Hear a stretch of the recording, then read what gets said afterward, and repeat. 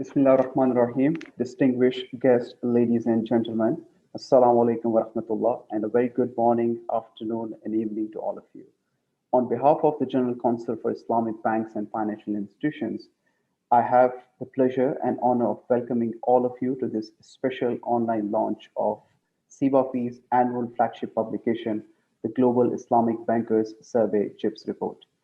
Ladies and gentlemen, a CIBAFI GIBS 2021 report with the theme Islamic Banking Sector, a look into the future, will provide readers with a comprehensive representation of ever-changing industry landscape, as well as insights from 100 heads of Islamic banks from 33 jurisdictions on the outlook of Islamic banking sector for 10 years down the road and the factors that will affect the growth and development of the industry.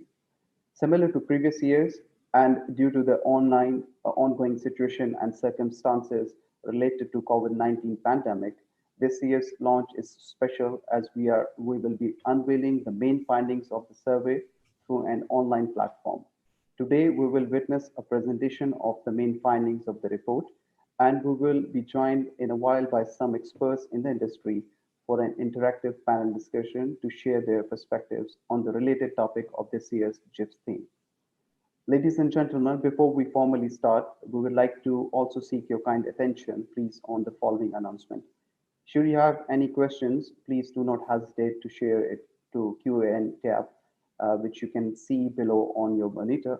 The host and speakers will try to address all your questions. However, due to volume and time constraints, we apologize in advance if we are unable to reply to everyone.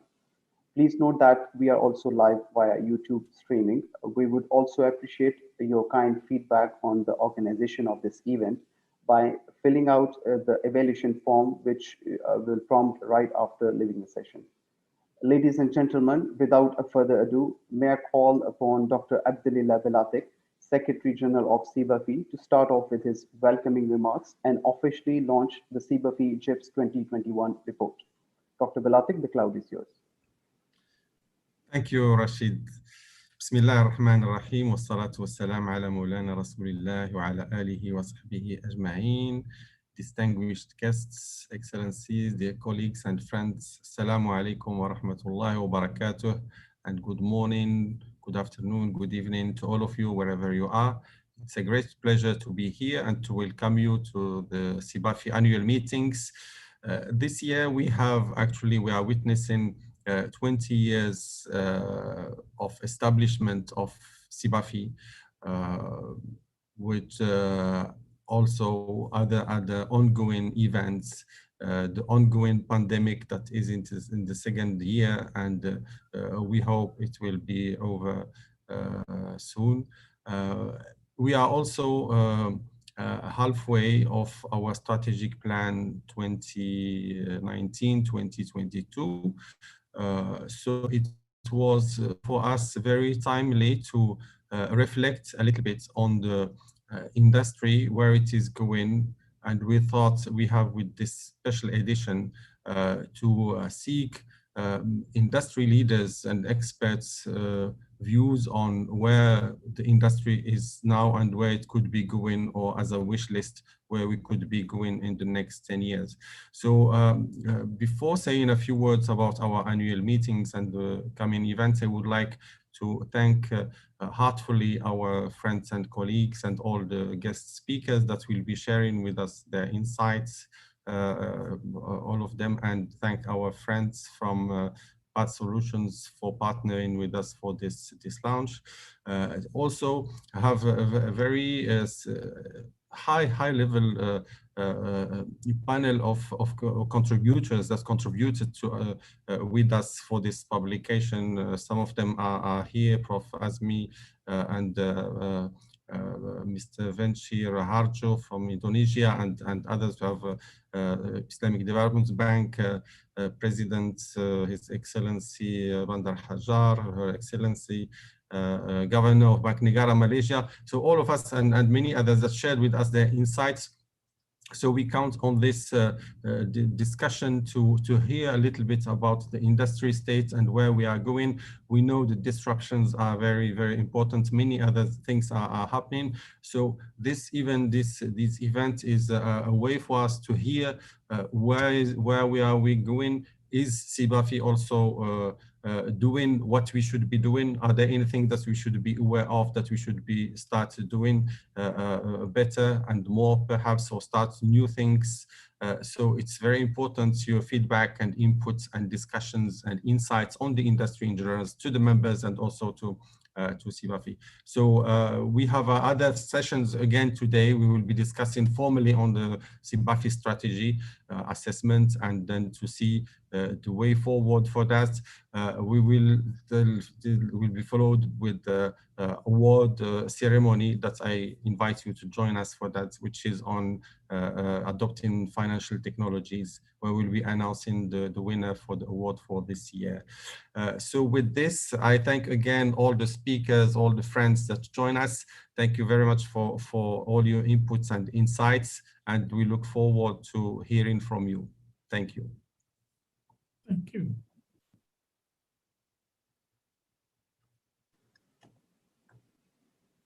Thank you, Dr. Abdel-Ilah. So I will just share the screen so that we can start with the presentation of the key findings of the Global Islamic Bankers Survey for the year 2021.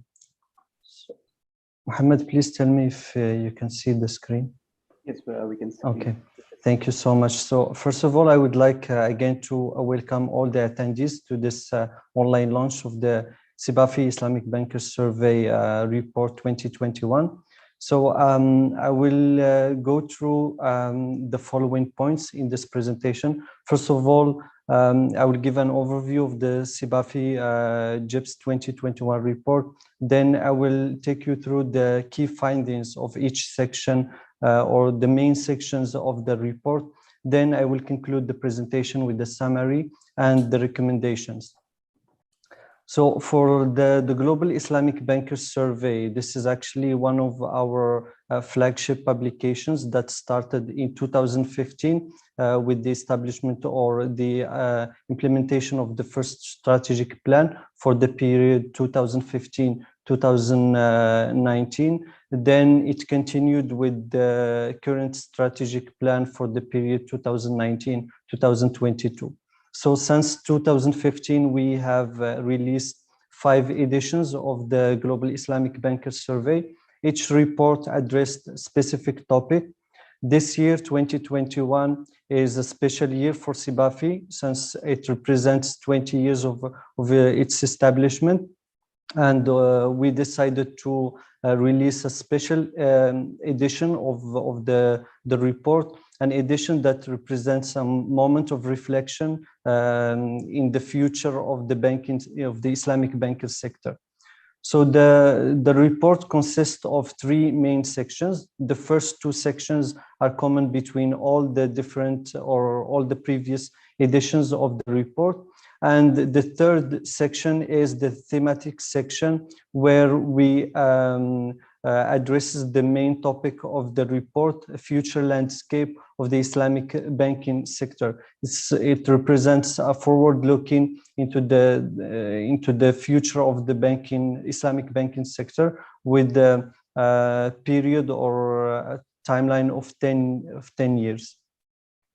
So the third section actually has 5 subsections. Each subsection addresses a specific topic, like the growth expansion, the policies regulation, the resilience and risk management, innovation technology, and finally sustainability.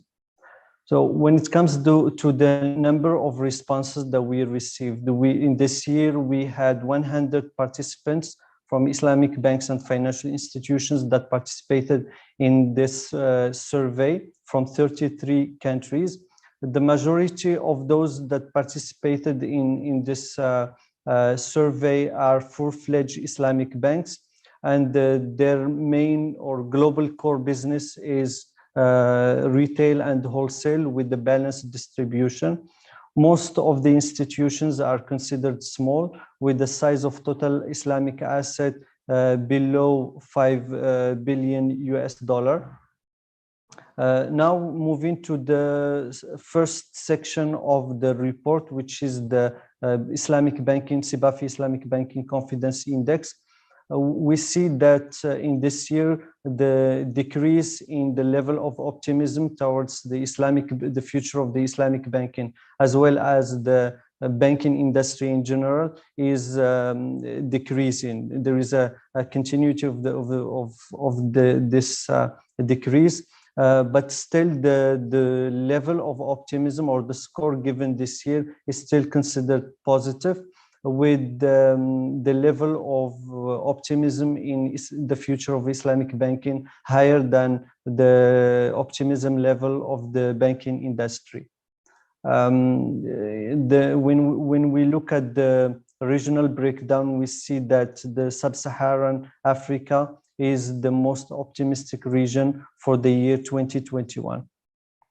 For the concerns, the Islamic banks reported that customer issues followed by risk management and macroeconomic environment are the top three concerns dominating the thoughts of the Islamic banks. Moving to the second section, which is the Islamic banking risk dashboard, we see that the most important or the most urgent risk is risk related to the extreme disruptive events such as pandemic. And this is actually a new risk that we added to the list of risks this year, followed by credit risk and cybersecurity risk. We also asked banks to give some comments when it comes to the COVID-19 implications to the Islamic banks. And we see that most of the comments that are given, they articulate around the increased demand of electronic channels, also the change of the behavior of the customers. Banks noticed also some of the weaknesses that are related to the inability to meet the increased demand of for digital and mobile banking services from the customers. But in the other hand, when it comes to the strengths, Islamic banks consider that the flexibility to adapt to new operational measures is considered one of the advantages. Banks also experienced a number of challenges when it comes to risk management, in particular operational risks, especially with the increase or the extensive use of technology, which increased the technology risks and cybersecurity risk.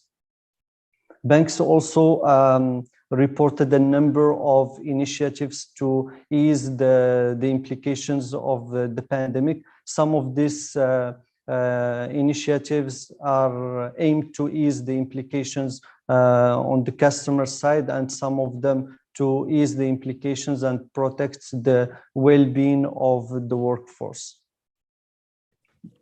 Moving to the third section of the Global Islamic Banking, the GIBS 2021, we asked about a number of factors that could impact the growth of the expansion of the Islamic banking sector within the next 10 years.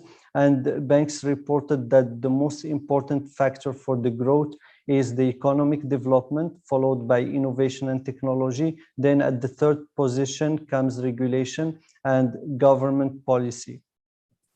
We also asked about the components of the Islamic finance infrastructure that need further development, and bank considered that the other two sectors of the Islamic finance, which is takaful and Islamic capital market, are the components that need further developments, followed by human capital and knowledge development framework, then Sharia governance framework. Banks also consider that regulatory harmonization the majority of banks consider that the harmonization of regulatory frameworks will impact or will contribute to the growth of the Islamic banking sector. We also asked the Islamic banks about the role of specific elements in improving the institution's long-term resilience. And at the first position comes the use of technology and data management, followed by effective and transparent governance model. Then at the third position comes the establishment of risk management culture within the institution. For the challenges related to product development and innovation, banks consider that technology and its rate of development is the most challenging element, followed by customer demand and market segmentation, then the availability of suitable and qualified staff. We also asked about sustainability, and in this section, all the questions were open-ended questions, and banks reported actually a number of initiatives or way that could help Islamic banks to contribute more to sustainability and to be involved more in sustainability. So those initiatives, they differ from a region to another. Some of them are initiatives that are followed by or established by the banks, and some of those initiatives are initiatives that are established by the governments or the authorities of the banking or the finance sector. For the summaries, now we will conclude with the summary, and the summary can be mentioned in 7 points. The first one is the optimism. Banks, Islamic banks, they are optimistic about the future of the industry over the next 10 years. And they consider that there is certain areas that reach maturity, and it will be very difficult to seek further growth. Also, the pandemic impacted the Islamic banking sector as it did for the conventional banking sector. There is also some areas where there is a potential or chance for further growth, and those areas need further development. The use of global standards and international standards is something that banks highlighted in their responses. Innovation also and technology is being recognized by Islamic banks, and we see a number of initiatives towards the implementation and the adoption of technology. Also, sustainability is something important for banks. However, some banks, they are doing more than others when it comes to the implementation of sustainability within their business strategies. For the recommendation, we have concluded or we established a number, or we defined a number of recommendations. Some of them, they are addressed to Islamic banks, and some of those recommendations are addressed to regulatory bodies and authorities. The first recommendation is to the authorities. So when the authorities will try to mitigate the implications of the pandemic, they must do it in a way that will not put the banking sector in a difficult situation. Also, Islamic banks should adopt prudent provision strategies, especially that further business failure may come in the future if the government support is withdrawn. Islamic banks also should plan for the accelerated pace of digitalization and to keep up with this with the developments related to technology, and also to benefit from the opportunities and mitigate the risks associated to this. Islamic banks also should revisit their operational risk management planning, especially based on the experience from the COVID, from the pandemic period, and also taking into consideration that future disruptive events may happen. Islamic banks need also to embrace the trend towards value-based finance, and both to articulate and to implement within their core strategies the value that make them distinctive, especially in the areas such as sustainable development. Authorities need to consider the development of Islamic finance within their jurisdictions, and Islamic banks need to help in this regard. Strategies should in appropriate areas be based on the international standards, and national bodies should be encouraged to become active members of appropriate international standards. And with this, I conclude with my presentation, and I will pass the cloud to my colleague, Dr. Mohammed. Dr. Mohammed, the cloud is yours. Yes, thank you, Brother Rashid, for this very interesting presentation of our GIBS 2021 report. Before we can move to the panel session, I would like to request the audience to please watch our GIBS 2021 report video. If I can ask my colleague Asma to please play the video before we can move to the panel. Thank you. 2015, we launched the Global Islamic Bankers Survey. It had a very purpose for promoting best practices, highlighting opportunities and trends within the Islamic financial services industry. Over 6 years, the market witnessed 5 unique editions of the GIBS, characterized by the diversity of trending topics that they covered. This year, after 20 years of existence, we decided that it is time to have a moment of reflection about the future of the industry, and the best way to communicate the output of this reflection is through the 6th edition of GIBS report. CIBAFI GIBS 2021 report is a special edition with the theme Islamic Banking Sector, a look into the future. The report reflects the views and responses received from 100 heads of Islamic banks from 33 jurisdictions. In addition to the survey analysis, the report features special articles by prominent industry leaders. From a list of concerns under CIBAFI Islamic Banking Confidence Index, Islamic banks reported that their top concern for the coming years revolve mainly around consumer issues, risk management, and macroeconomic environment. The CIBAFI Islamic Banking Risk Dashboard shows that banks give more priority to risk related to extreme disruptive events such as pandemic, credit risk, and cybersecurity. Moving to the special section of this year's theme, Future Landscape of Islamic Banking Sector, banks considered that economic development with innovation and information technology as the top factors impacting the future growth of the industry. Capital market and Takaful would need further development during the next 10 years. Regulatory harmonization would contribute to the growth of the Islamic banking sector. Using technology and data management could improve banks' resilience. All these facts and many more are presented to you in this report.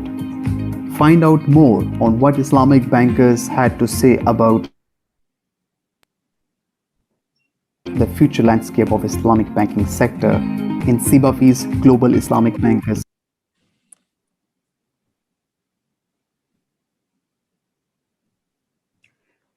Now it is my pleasure to pass on the cloud to Dr. Abdur Rahman, Director of International Center for Islamic Economics and Finance, Social Sciences, University of Ankara. Dr. Abdur Rahman will facilitate the next part of the agenda and introduce the experts in the industry for an interactive panel discussion to share their perspectives on the related topics of this year's GIBS theme. Dr. Abdur Rahman, the cloud is yours. Thank you very much, Mr. Dr. Mohammed Bilal. Distinguished guests, ladies and gentlemen, Assalamu alaikum wa rahmatullahi wa barakatuhu. Good day to all of you from different parts of the world following the session of online launch of CIBAFI annual publication, the Global Islamic Bankers Survey 2021 report, and the panel discussion with the industry leaders and experts.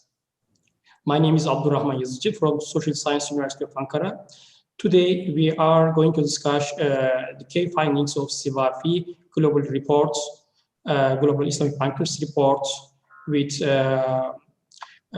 industry leaders and expert speakers.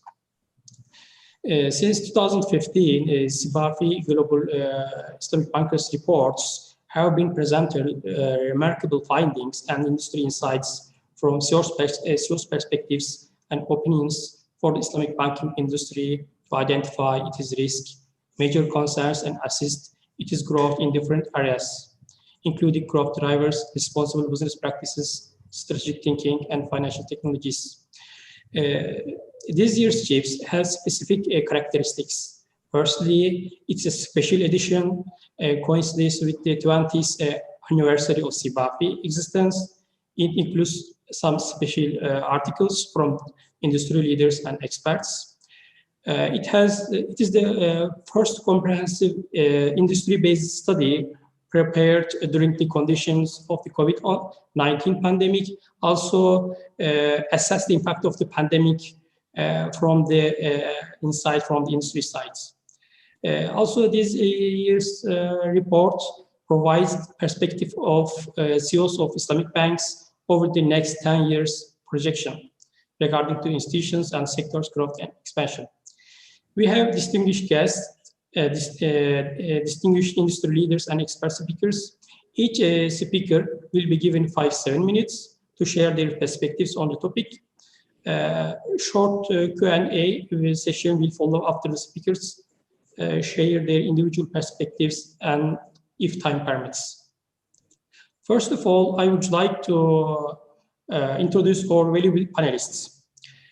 Professor Dr. Azim Ömer, President and Chief Executive Officer in CIF, the Global University of Islamic Finance.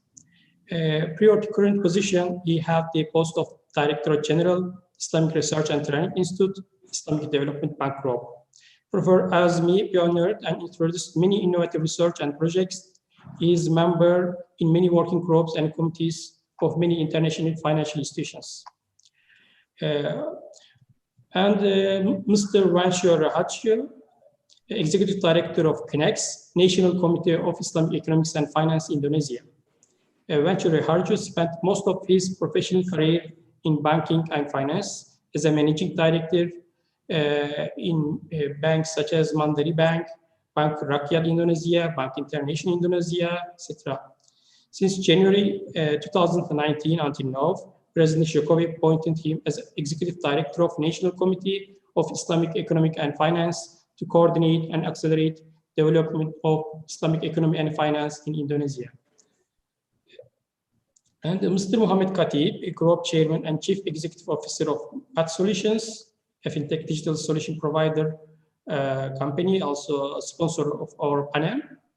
He has a diverse experience for over 30 years in the United States of America, United Kingdom, and the Middle East, building business teams and identifying the capitalization on market opportunities.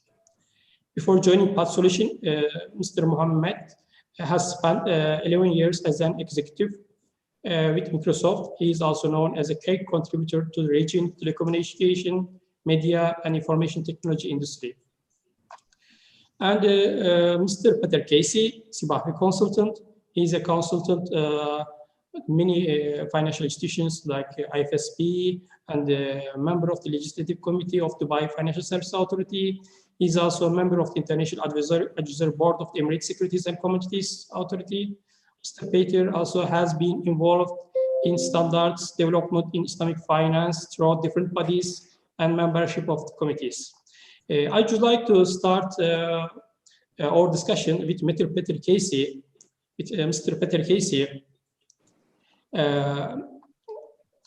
Firstly, I would like to ask Mr. Peter Casey how you are involved in many CIBAFI GIBS reports from the since 2015, and how you can evaluate main differences of GIBS 2021, and how you can evaluate in terms of confidence and major concerns and risk from your perspectives. Please, floor is yours. Thank you very much. I think the most obvious thing about this year, well, there are two clear differences for this year's report. One is the special section, and of course, past reports have had special sections. They've focused on different topics year by year. But this year there was a particular attempt to look forward. We've normally always attempted to look forward about 3 years or so. But this year we deliberately sought to get a vision for the industry over 10 years. And of course, that's one of the reasons why some of those here have contributed particular sections. It was a difficult thing to do, not only because technology is moving so fast, not only because looking forward is difficult, but because we were asking these questions in the middle of a pandemic when there was even less clarity than usual on how things might emerge in the future. It was partly for that reason that we commissioned the special articles from a number of those here. So that's one major difference. The second major difference, of course, was that Islamic Bank's responses in the early parts of the survey were inevitably conditioned by the situation of the pandemic. And naturally enough, this tended to raise macroeconomic concerns somewhat up the list. Certainly, we got a lot of comments from Islamic banks about the macroeconomic situation, about the impact of the pandemic. That obviously varied across economies.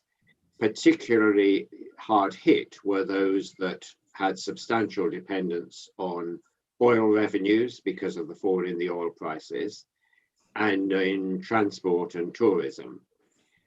I was personally, nevertheless, quite surprised that the level of optimism was as sustained as it was. And that may be partly due to optimism about an end to the pandemic brought on by the successes of vaccines. I suspect it's to an even greater extent a response to the measures taken by governments to ease the impacts of the pandemic. Now, of course, as we've already heard, Islamic banks, like everybody else, are well aware that these measures will have to come to an end. Governments cannot afford to sustain them indefinitely.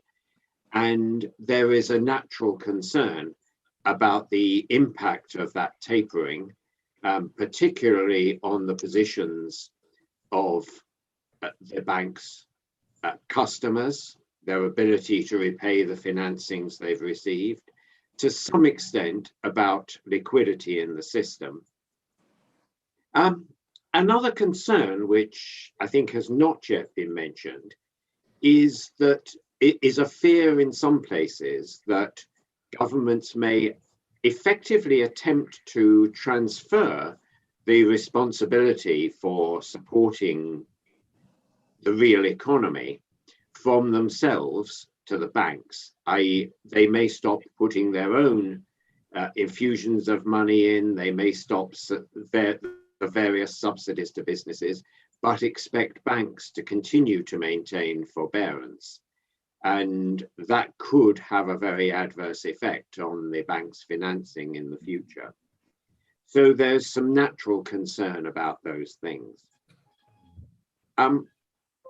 As to the long-term future of the Islamic banking industry, again, we've heard quite a bit about what has been said. I know that others will talk about technology, so I shan't. I think others will talk about the impact of ethics and ethical investing, so again, I shan't say much about it. But as they were looking forward, banks were very conscious that in some countries, the Islamic banking system is already a very substantial part of the financial system. And in that situation, it is very hard for it simply to grow at the expense of conventional finance. And therefore, hard for its growth rate to exceed economic growth by very much. So in those countries, very hard to see that we shall see the levels of growth that we have seen over the Islamic banking system as a whole in past years. High growth therefore, really depends on both new markets. There are definitely some places where Islamic finance is opening up for the first time, pretty much. One could mention, say, places like Kenya. Even more nascent, perhaps the Philippines. So some places where it's really just getting off the ground. And also those places where it has had surprisingly low degrees of penetration. And we all know that there are some countries with very substantial Muslim populations where Islamic banking has been established for some years, but has never got much past the sort of 5% of the market. And I think one of the challenges for the Islamic finance industry as a whole over 10 years is going to be how to penetrate those new markets and how to get real traction in the markets where its lack of success is quite hard to explain. I'm naturally a regulator, so it's the regulatory aspects of the commentary that tend to grab me. And what I was seeing when Islamic banks talked about that was definitely the need for an improved regulatory environment, and in particular, the problems that many Islamic banks have from restrictive banking laws, which were devised around conventional banking and which put quite unnecessary obstacles in their way. An obvious example is laws which restrict banks' ability to hold real physical assets. Now, you can understand why those were put in place. People didn't want their conventional banks to be trading businesses rather than banks. But when you think about an Islamic bank trying to transact through structures such as Murabaha or Ijara, they're going to have to hold an asset. And those laws like those need to be amended. And in practice, a number of the countries don't really have the knowledge to make the amendments for themselves. In other words, they need help from international bodies and from international standards to give them a basis for good Islamic banking laws. I think that is one of the reasons why we see Islamic banks pressing for implementation of international standards.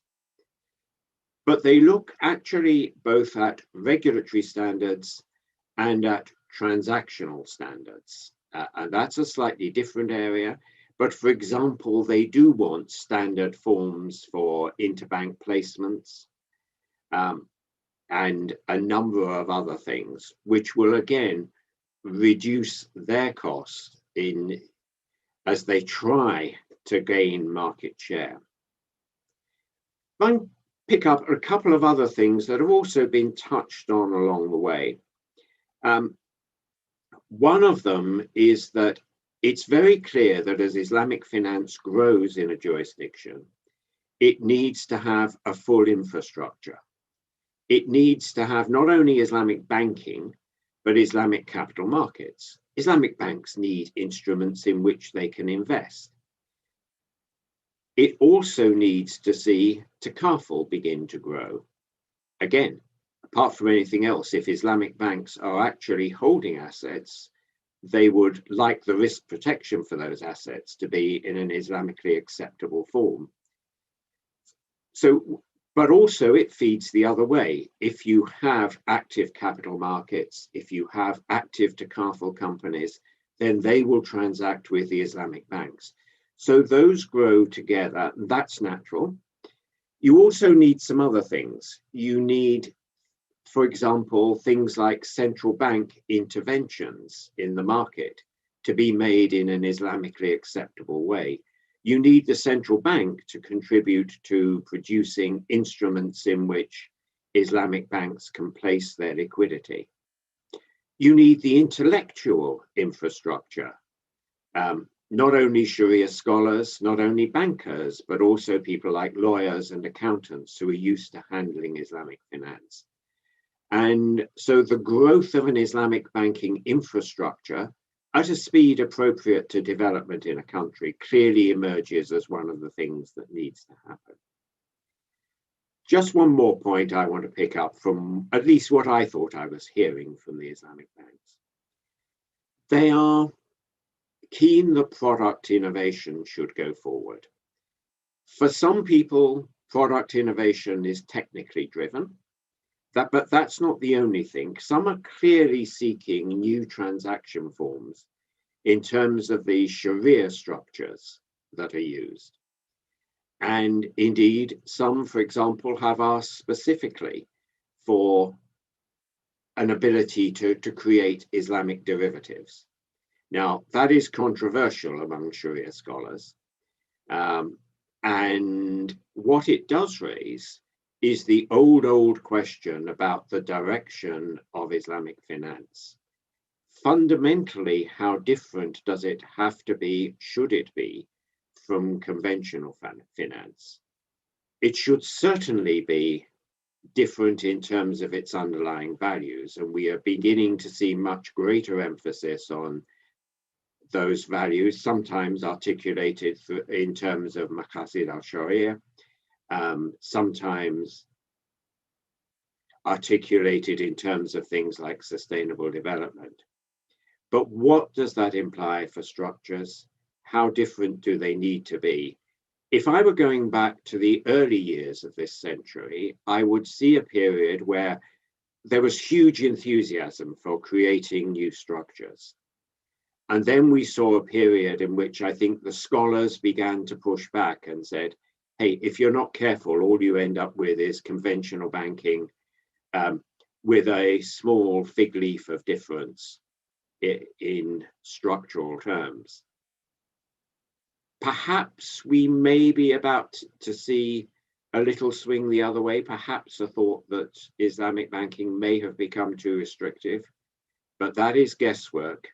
And that is certainly something I think we're going to see played out over the next few years.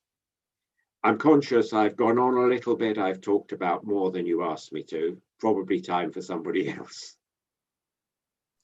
Thank you, Mr. Peter Casey, for your valuable perspectives in the line of the GIBS results from different angles, from results related to different jurisdictions, different issues.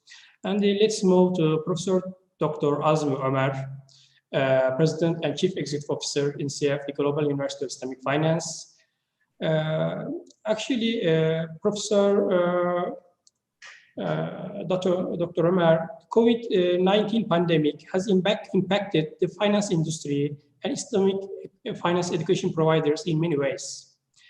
In that point, we would like to get your perspectives regarding to human capital development and future landscape of Islamic banking, and what are the strategies of Islamic finance education providers and how they collaborate Islamic finance sector and Islamic finance education providers.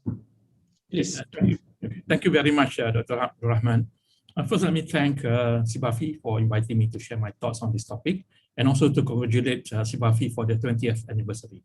I mean, coming back to the question that you raised earlier on, I mean, I'm one of the contributors to the report.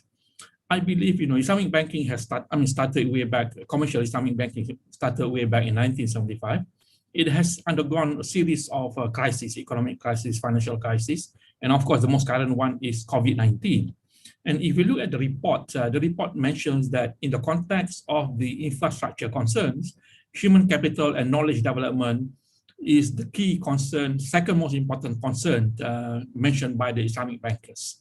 Overall, as you know, as we expand Islamic banking globally, and one of the key concerns, apart from regulation, is to have the right human capital, the right talent to manage not only Islamic banks, but also for regulators, bankers, Sharia scholars, and other related entities. I think as a university, when we look at those requirements 10 years ahead, we will see that at the end of the day, what kind of bankers do we want? First, I would say that one, we want bankers with solid Islamic banking skills. So that's one important component. But secondly, Another important component, apart from the knowledge of technical knowledge of banking, Islamic banking, we require individuals with strong human skills and behaviors. The skills such as teamwork, resilience, agility, innovation, creativity are important components. We want bankers to be able to adapt and adopt, and take into account the current crisis. If not, banks will not be able to evolve and adapt to the current changing environment. The third important skills that bankers require is what we call digital fluency and analytics. As we know, COVID-19 has accelerated the digitalization in many spheres, many segments, in the e-commerce market, in the financial sector, and so on. So, importance for bankers to have digital knowledge, digital analytics, to ensure that banks keep abreast with the developments. And also other areas that we see are important nowadays. One is the importance, of course, related to digital is the Islamic fintech and the applications of technology within the Islamic financial sector. Second is the Islamic social finance, the importance of zakat, wakaf, sadaqah, infaq. These are important components that Islamic banks are embracing and are using it for the purpose of supporting and reducing income inequality, especially among the publics within each particular country. And the final one is, of course, I see the importance of a green and sustainable finance. In Malaysia, for example, apart from we call it green and sustainable finance, we also use in the context of banking the value-based intermediation. So how banks can incorporate the green sustainable finance within their own decision-making. So it's not just CSR, but it's an important component in their decision-making to ensure that banks consider the three important components: the impact towards the planet, the impact towards the people, and of course, towards the prosperity of all the stakeholders. So when we say this, we say that we want Islamic bankers to work within the realm of Maqasid al-Sharia.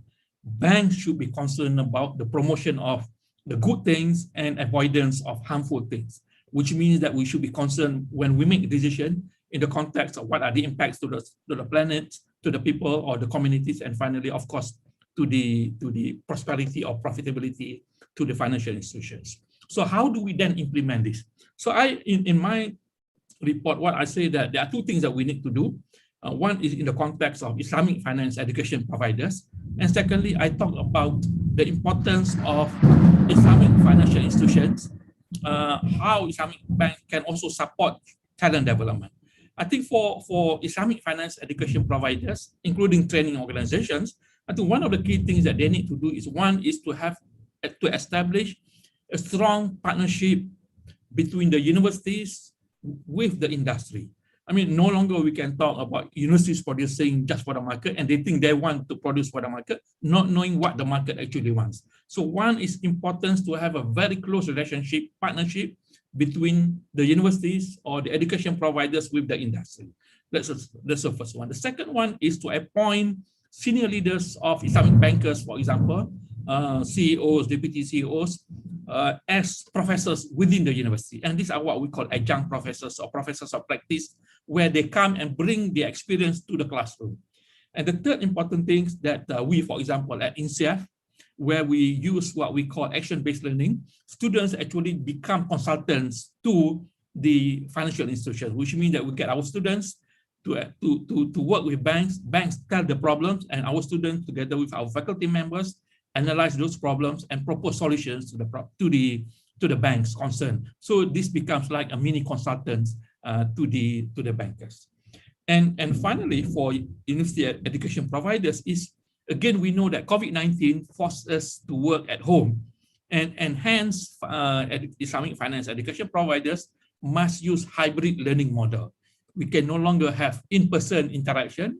Most of it will be hybrid model, some in-person interaction, and the rest will be more of online virtual mode. Okay, that's what I talk about the role of Islamic finance education providers. For the industry, Islamic bank industry, for example, they have to continuously upgrade, retrain, reskill their staff. And this is very important. Industry keep on changing, technologies keep on changing. So they have to keep abreast by reskilling, upskilling their staff. So one of the ways or a couple of ways that they can do is, one is, of course, as I mentioned earlier on, forming strong partnership with the universities or training providers. Secondly, is they need to redesign their traditional learning and development models to create what we call more immersive learning model. More immersive, which means that using both in-person and virtual model to make sure that their staff are well immersed in the banking industry. And finally, is to augment corporate training programs with massive open online courses. As we know, there are a lot of open online courses available now, provided by universities, including INSEF. So companies, banks should be utilizing those information for the purpose of upskilling, reskilling their staff. So in conclusion, what I say is that it's important to have a very strong collaboration between the industry with universities, training providers within the scope of Maqasid Al-Sharia. Okay, focusing on people, planet, and prosperity. Again, thank you very much. Thank you very much, Professor Dr. Azmi Omar, for your valuable suggestions and analysis. We have another valuable guest, Mr. Wanchi Reharjo, Executive Director, National Committee of Islamic Economic and Finance. Please, Professor Wanchi, for your perspectives. Thank you, Dr. Abdul Rahman. Assalamualaikum warahmatullahi wabarakatuh. First of all, thank you very much for giving me the opportunity to speak on this excellent occasion, the launch of CIBAFI Global Islamic Bankers Survey 2021 report. And we believe that it is an important and strategic report released in a very timely manner where we question ourselves on the future of the Islamic finance industry, especially amidst the era of COVID-19 pandemic. We are all aware that the impact of COVID-19 pandemic is very severe to our national and global economies. Some even might say that some economists have not even seen the burst of it just yet. We can safely say that the Islamic finance industry is not also immune to the pandemic's impact, although some data shows that compared to the conventional industry, the pandemic impact to the Islamic finance industry is relatively milder, as in the case of Indonesia, for example. In the slide, we can see that Islamic banking in Indonesia was still able to grow positively in 2020. During this crisis period, typically, historically, one might take a few steps back and rethink. Did we do the right way in developing the business and industry so far? Are we able to serve the community the right way to produce green profits as dictated by our Maqasid Al-Sharia, especially when we consider the contribution of Islamic finance industry to sustainable development and inclusivity, as they have been one of the main focus of the SDGs. This leads to my personal quest, specifically in Indonesia. That is, did we do our utmost effort to divert the products and services provided by the Islamic finance industry from the conventional industry? Are we happy if the Islamic finance industry can only compete on the same turf by emulating product and services offered by the non-Islamic finance industry? Speaking of the future of Islamic finance, there are three main focus of the Islamic finance need to be developed. One is innovation and collaboration mindset. Secondly is to improve capability through digitalization. And the third is capital strengthening and also development of the Islamic economy ecosystem. On this product and services areas, on the innovation side, I believe that Islamic finance industry needs to compete, winning the markets by developing and utilizing the wealth of Islamic akad or contracts, while at the same time simplifying the structure and contractual legal framework to attract wider market acceptances, especially from the Islamic finance newcomers. As government agents, regulators, academicians, we need to work together to encourage the development of such unique Islamic products and services and identify the risk involved by hand in hand supporting the industry to mitigate the risk involved.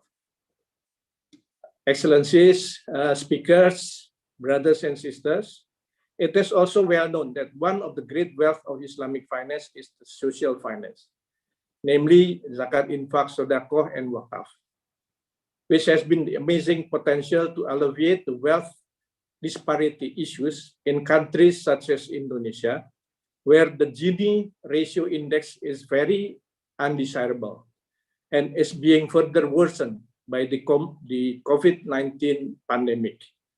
The Islamic finance industry needs to embrace zakat, infak, sedekah, and wakaf into their daily business operations as to be able to serve their customers better, whilst doing their religious obligation in the case of zakat and simultaneously fulfilling the individual philanthropic desires in the case of wakaf. The establishment of endowment funds based on wakaf principle nationally has become our national aspiration for Indonesia through the launch of Cash Wakaf National Movement by our President in January 2021. We believe that the endowment funds based on wakaf will take a gradual role in contributing to the formation of very long-term funds whereby the principal could be invested in low-risk Islamic-based developmental projects and the yields could be utilized to help the new entrepreneurs once they graduated from their position as zakat recipients or mustahiks. Although the funds accumulated are still very small, we hope by gathering the support from Islamic banking industry, awareness of cash wakaf will be accelerated to reach high net worth individuals, to reach the millennials, as well as encouraging corporate customers to set aside some of their CSR funds. The other positive sides of the COVID-19 pandemic, as we know that there is a massive shift towards digitalization. I believe that the awareness towards digitalization is very high among the Islamic finance industry, be they in the retail consumer market, in the SME market, or be they in the corporate market to maintain their competitiveness and retaining their customers. As government agencies, regulators, and academicians, we need to support the industry by formulating, developing, and implementing the framework of digital ecosystem for the Islamic economy. By connecting the dots of the initiatives taken by people from different walks of life, such as startups, banks, insurance companies, payment systems, marketplaces, including Islamic microbanks, digital platform for mosque administration, as well as digital platform for social finance and digital platform for Islamic boarding schools, or in Indonesia we call it. And also, last but not least, the halal products and services certification process. We are presented by a truly unique, once-in-a-lifetime opportunity to digitize the Indonesian Islamic economy and create a digital ecosystem that is fully integrated with all its parts working together in harmony to achieve shared goal and building a mutually beneficial big data ecosystem. It is my dream that by connecting those dots, we could take the whole Islamic economy to the next level and be on the same level of playing field with the rest of the economy, inshallah. On the last part of this presentation, we have already exceeded over time, so I would request to please wind up. Just one topic, one more. Yes, please. Thank you. Thank you. I would like to share to everyone that it might be helpful to see the future of Islamic finance industry by not only developing the industry by itself per se, but also ensuring the industry is a strategic and integral part of the Islamic economic ecosystem, for a certain particular country or even in the Islamic ecosystem in a global context. It is then very important for us from different Islamic economies in many different countries to work together in concerto to expand and develop the global Islamic economic ecosystem. Collaboration and synergy between all parties and elements in the Islamic economic ecosystem are the engine of the global Islamic finance growth. With that, I would like to end my presentation. Thank you very much for your kind attention. Assalamualaikum warahmatullahi wabarakatuh. Walaikum salam. Thank you very much, Mr. Ranchili Harjo. Actually, we have many topics. I have many questions, but we have not much time. And to save time, let's turn the floor over to Mr. Mohammed Khatib, Group Chairman of CEO of Path Solutions. Dear Mr. Khatib, could you provide your perspectives in 5 minutes, please, about the fintech-related disruptive events, strategies, and actions of Islamic financial institutions to overcome these disruptive events and technology changes? Please. Assalamu alaikum, everyone, and thanks to CIBAFI for giving me this opportunity to participate. I have a different views on what we're being discussed. And I've been actually talking about this for the last 6 or 7 years. I believe that the issue is much bigger than digitalization and using technology. But as I have been saying, and the world has been saying, and if you look at the stock market in the US, and the top 3, 4, or even 5 companies and the trillions of dollars of valuation, you will see that the 4th industrial revolution and the technology is changing the world. And the only way for Islamic finance ecosystem to understand what is happening and actually participate in what is happening, that's really the savior for the next phase. The report touched on technology and digitalization all over the report, and also mentioned that economic growth or economic activities is the #1 area where you need to actually execute on or see to see the Islamic finance industry moving ahead.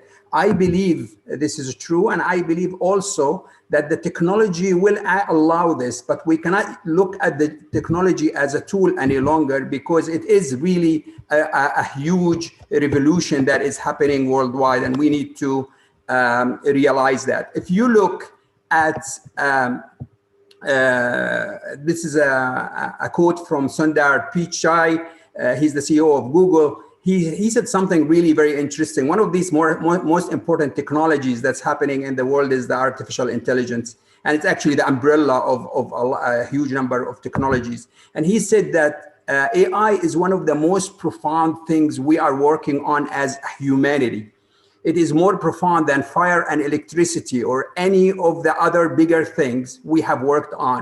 It has tremendous positive sides to it, but also, of course, it has real negative consequences. Until we realize, and this person is running one of the largest technology companies in the world, and his company is worth trillions of dollars. So unless we realize that the meaning of that statement and what we are living in, we actually will not be able to take to the next phase Islamic finance. Islamic finance does not grow by imitating other conventional finance products. Conventional finance the failures of the conventional system and the financial products is what caused fintechs and this technology revolution to actually take over the finance industry. So going back in years and trying to recreate these conventional products in Islam is the biggest mistake we can make. The digital finance is basically you taking all these technologies, what we call the 4IR or the 4th industrial revolution technologies, and we utilize them to create the next phase. We look at the infrastructure technologies like the cloud, the mobile, the blockchain, and the Internet of Things. Things that we could not reach or include in the past, we can actually reach. The villages in very rural areas in the Islamic world, we can actually reach it now without needing the old infrastructure of putting wires in the ground and etc. Using technologies like intelligence technologies, like artificial intelligence technologies, and utilizing the data as an asset, everything has to be driven by the data, is actually what allow us to compete. And of course, there's a lot of other technologies, some say 9, some say 16, but there's a huge number of technologies that are playing. What is this revolution actually doing? This revolution, basically dematerialization of the whole world. What does that mean? Every financial service, if you look at the financial services, we're actually taking the materialization of the coins, the physical assets and all that, and we are digitalizing these assets. I believe this week, a hot topic in the US is the digital dollar and what they got to do about the digital dollar. And the Fed just started doing the research on that area. We also doing demonetization. Basically, the demonetization is another very important pillar of this revolution. We are democratizing everything. That means basically we're taking the middleman from anywhere. All those institutions that used to control things are actually being removed, and we are reaching one-to-one point, and this all causing the empowerment of the individuals. So basically, when we talk about how the individual can contribute into our economies, we're actually this revolution empower them with the great technologies. If you look at the GIBS findings, they talked about customer centricity, the top customer concerns are the top issue. When they looked at the risk, cybersecurity and information technology risks, top factors impacting the growth are innovations and information technology. So definitely the finding is there, but I hope that we don't look at it in a fragmented way and actually see the big picture and understand the big picture, because it's very critical for us. Of course, this will have a huge impact in so many areas. I'm not going to go through. My peers actually talked about a lot of these issues, but one of the most important, one of them is the economic inclusion. We talked about the alternative finance, the social finance, the sustainable finance that Dr. Azmi talked about. All these are very, very important possibilities from this revolution. Then we talk about the ecosystem and how we can actually look at this ecosystem by its traditional organization, from Islamic banks, Islamic capital market, takaful, etc., to the newcomers from the fintechs, the neo banks, the big techs, and sorry. In 1 minute, Mr. Khatib, please. We have. Yeah, I'm summarizing. So basically, it's a change to the business model, the operational model, and the customer experience. We need entrepreneurs, we need investments, we need support structure. And the most important thing that works for us in the Islamic countries is the customers. We have a huge population. It's a young population. It actually technology savvy population. We have a lot of brains in the Islamic population. So things we need to do, I think my peers talked about a lot of these things, but the most important, I'll focus on the technology. We need to participate in the big data and the artificial intelligence race. Now you see China, US, and Russia are playing roles in this, but none of the Islamic countries are actually taking it. We need to look at the data as in an innovative way and use the data, and we need to strengthen the Islamic financial ecosystem, of course, in addition, we need to do the financial inclusion, the sustainable social, and all this only happens by partnership. And it has been mentioned that the takaful segment is not playing its role in the ecosystem, and we need to energize that. That's very, very quick look at what I think where we are and what happened with this fourth industrial revolution and how can actually it change the whole formula for the Islamic economy. Thank you, Mr. Mohammed Khatib, for your valuable perspectives. Actually, the last year, the CIBAFI Global Islamic Bankers reports topic fintech related issues I am sure these results of GIBS will be discussed in different platforms by different experts, and then I think it will it provides very important insights from different perspectives. Unfortunately, we haven't much time for QA session, but before we close the session, and maybe I can give 1-2 sentences time for each speaker for close remarking. Please, Professor. Sorry, Dr. Abdurrahman, I'm afraid that we don't have much time left, so that we have to close the meeting. Yeah, okay, maybe we can, sorry, our speakers, we have not much time. I'd like to thanks to our esteemed speakers and participants from around the world, and CIBAFI Secretariat, and Dr. Abdullah Pilatik, also sponsor of the session, Path Solutions. Thank you very much. Thank you. Thank you, Dr. Abdurrahman and the respected panelists for sharing your kind perspectives on the topics of GIBS Report 2021. May I now call upon Dr. Pilatik to please give us his closing remarks for this. Thank you, Mohammed. So very pleased with these discussions, and we hope we will have better opportunities in presence, if we can, to have further discussions with all of you. It has been a pleasure, and it will be always a pleasure to see you. Thank you again, and have a nice day. And please join us for the remaining parts of today's activities. We have in 1 hour, I think 15, we have a strategic session, and we'll follow after 2:30 local time in Bahrain. 2:30 the strategic session, 3:30 the launch of the award, and the 4 p.m. Bahrain time, the annual general meeting. Thank you so much again, and have a nice lunch before we see you again. Thank you. Thank you, Dr. Pilatik. Ladies and gentlemen, that concludes the launch of CIBAFI GIBS 2021 report. CIBAFI would like to say thank you for your continuous support and active participation in this event.